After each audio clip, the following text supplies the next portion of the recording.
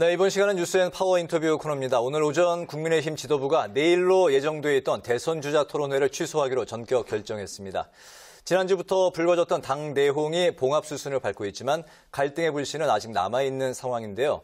경선을 앞두고 복잡한 국민의힘 상황 어떻게 풀어나갈 계획인지 오늘은 이준석 국민의힘 대표와 함께 짚어보도록 하겠습니다. 대표님 안녕하십니까? 네, 안녕하세요. 네. 오랜만입니다. 당대표 경선에 출마하시고 네. 이제 저희 프로그램에서 이제 사라지시고 네. 만약에 떨어지면 돌아오신다고 했는데 당선됐기 때문에 3개월 만에 뵙습니다. 반갑습니다. 이제 사무실이 이제 여기서부터 한 100m 거리에 있기 때문에 언제든지 올 수 있는데 참 가깝고도 멀었네요, 지금까지. 그동안 이렇게 예. 하차하신 이후로 저희가 3개월 동안 매일같이 자료 화면에 대표님 얼굴을 담았거든요. 그래요?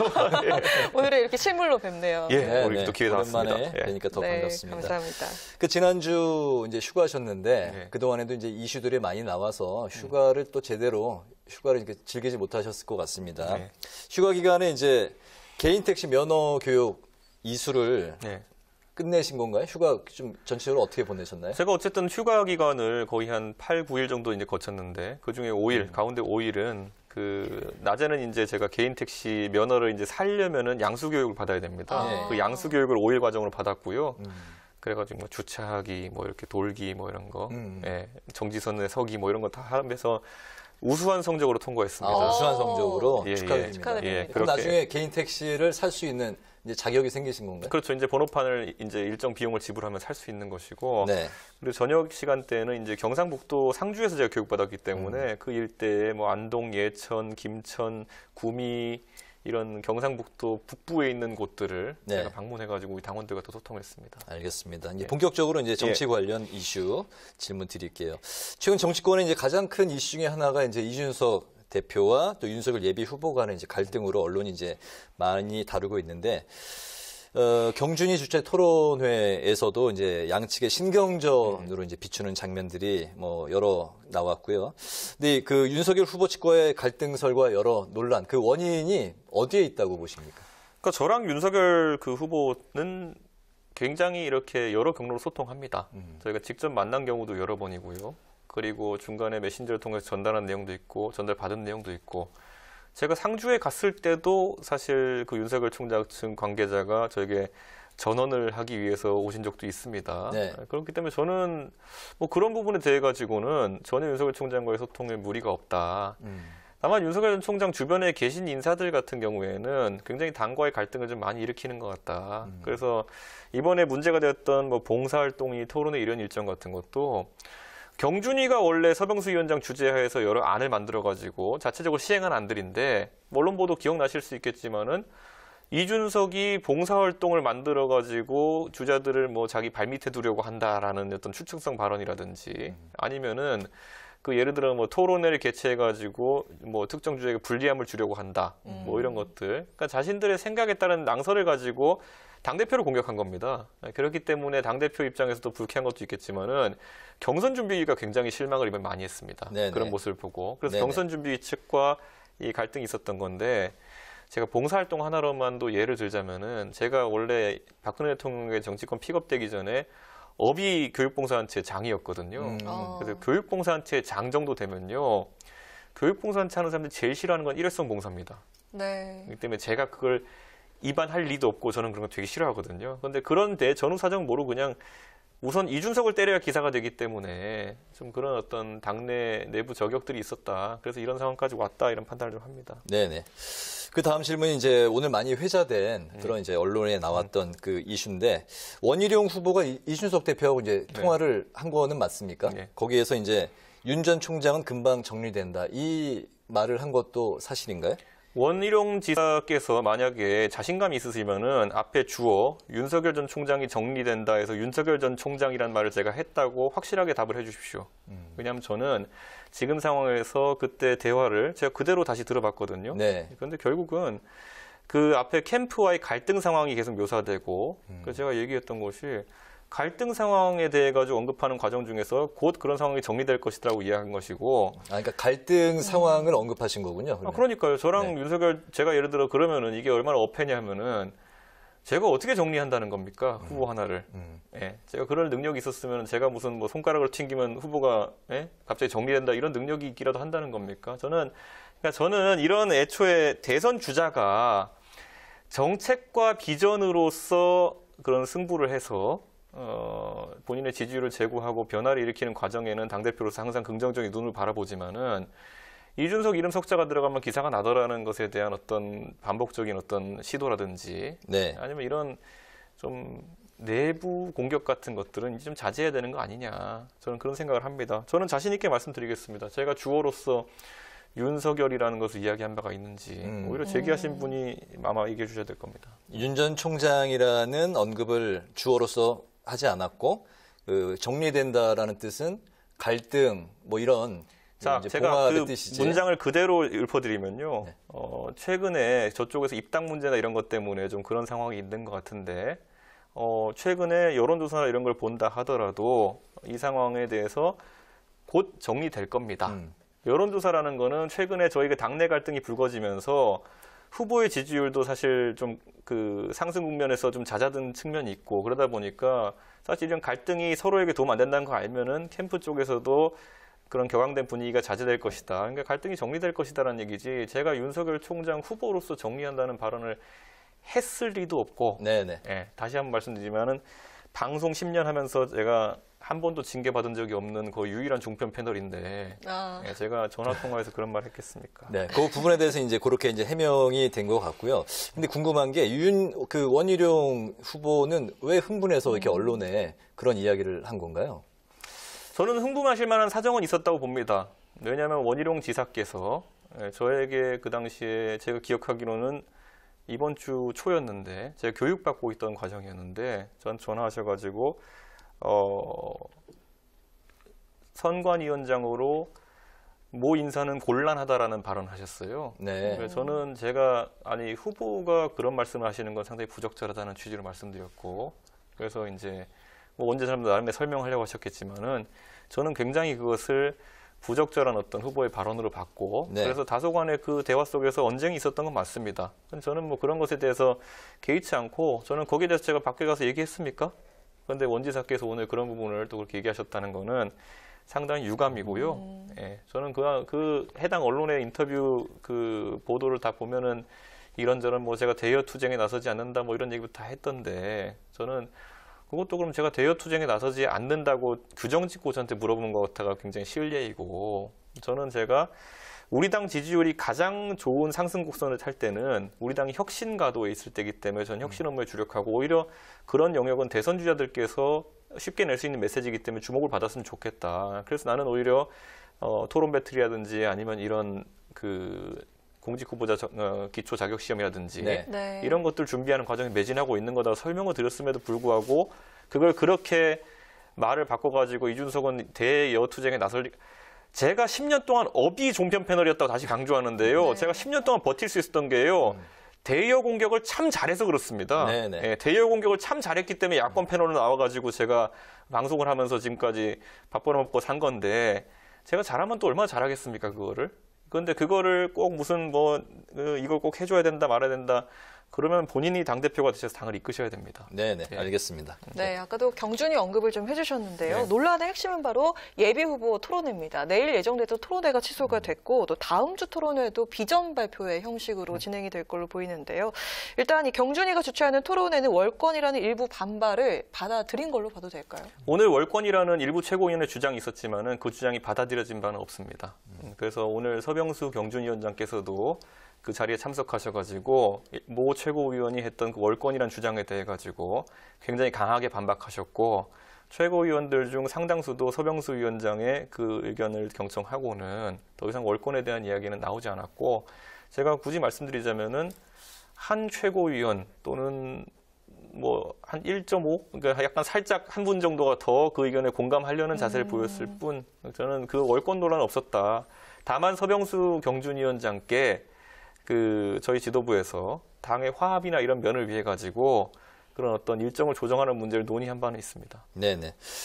그 선관위가 이제 26일에 출범하기로 했잖아요. 네. 말씀하신 서병수 경준위원장을 선관위원장으로 이제 맡기는 그 안을 갖고 있는 걸로 전해졌는데 반대 의견도 최고위를 포함해서 이제 당내에 있는 걸로 이제 전해지고 있습니다. 아까 말씀하신 원희룡 지사가 선관위원장 특정인을 좀 뺐으면 좋겠다고 한 것도 아마 그 서병수 위원장이 아닐까 싶은데 이 문제는 어떻게 앞으로 풀어나갈 생각이십니까? 저는 가장 우려스러웠던 것이요. 그 선관위원장이라고 하면 선거 관리라는 책임자입니다. 그리고 그 지명권이라고 하는 것은 대표에게 있고요. 그것을 추인할 권한은 최고위원회에 있습니다. 그런데 어떤 후보든지 거기에 대해 가지고 의견을 내는 것은 굉장히 위험한 행동입니다. 네, 그렇기 때문에 저는 뭐 제가 원지사님을 딱히 지목하고 싶은 생각이 없는 게 이건 사적인 대화였기 때문에 저도 지금까지 공개 안 했던 것이고 원지사님이 이렇게 하시기 전까지는 그 다른 후보들 쪽에서도 그 선관위원장에 대해 가지고 이런저런 이야기는 하실 수 있겠지만은 네. 오히려 그런 언급을 하시는 경우에 그 이름이 언급된 인사는 속된 말로 킬됩니다. 예. 그분 제가 봤을 땐 이름 석자만 언급되었으면 참 훌륭한 분인데 어느 캠프에서 추천한다. 어느 캠프에서 이분은 괜찮다고 한다. 이러는 순간 그분을 어떻게 하마평에 올릴 수 있겠습니까? 그렇기 때문에 저는 이 문제는 제가 지금 굉장히 조용하게 이제 이 분위기를 이끌어가려고 하는 것이 네. 선관위원장 풀이 그렇게 많지 않습니다. 지금 저희 당에 그 당대표를 지내신 분이나 국회의장을 지내신 분, 아니면 뭐 고위 관직을 지내신 분 이렇게 명망가들이 몇 분 안 되시는데 그 중에 어차피 한 분이 많이 지명을 받으실 거고 서병수 위원장 포함해서요. 네. 그렇다고 했을 때 이렇게 자꾸 사람 이름 올려놓고 어느 캠프에서 이 사람은 되고 이 사람은 안 된다더라. 이 사람은 결사 반대고 이 사람 했으면 좋겠다. 제가 솔직히 개인 택시 양수 교육 받으면서 들은 이름만 5명이 넘고요. 네. 캠프의 의사표시라는 부적절한 그런 언급까지 제가 들은 것도 꽤 됩니다. 예, 저는 근데 제가 그때 다 들으면서도 굉장히 모욕감을 느끼면서 제가 들었거든요. 근데 밖에 공개 안 했거든요. 네. 그러니까 제발 좀 다들 정신을 차렸으면 좋겠다는 생각을 합니다. 네네. 네, 그리고 어제는 이런 일이 있었습니다. 이 대표가 특정 후보, 그러니까 홍준표, 유승민 의원 편을 든다라고 비판한 SNS 게시물에 윤 후보가 좋아요를 눌렀다가 취소하는 그런 일이 있기도 했었는데요. 특정 후보를 편들고 있다, 이런 의혹이 있는 거에 대해서 어떻게 말씀을 하시겠습니까? 그러니까 이런 겁니다. 결국에는 그 윤석열 후보를 제가 딱히 뭔가 페널티를 주거나 이런 점 없는 상황 속에서 윤석열 후보를 싫어한다는 논리를 만들기 위해서는 다른 누군가를 선호한다는 논리를 만들어야 되거든요. 그래서 이 논리는 지난 전당대회에서도 보셨겠지만은 과거 저와 유승민 의원과 같은 당을 했기 때문에 유승민 미는 논란, 거기다 최근에는 홍준표 미는 논란, 제가 이름 존칭 생략하겠습니다. 그 다음에는 또 보면은 그런데 더 놀라운 건요. 정작 이 다른 후보들은 제가 윤석열 후보와 치맥 회동을 했다는 이유만으로 윤석열 미기 논란도 있어요. 예. 그리고 왜냐하면 모든 방송사가 생중계할 정도로까지 이목이 집중된 이벤트를 특정 후보를 위해서 그 당 밖에 있는 사람에서 만들어준 거 아닙니까? 치맥 회동이면은. 네. 거기에 더해가지고 일부 호사가들은 제가 오세훈 시장을 나중에 최종 대선 후보 만들려고 한다는 그런 의혹까지 제기하고 있어요. 네. 대선에서 당대표가 뭔가 그런 음흉한 생각을 갖고 있다 그러면은 가장 멍청한 행동이 4명의 후보를 미는 겁니다.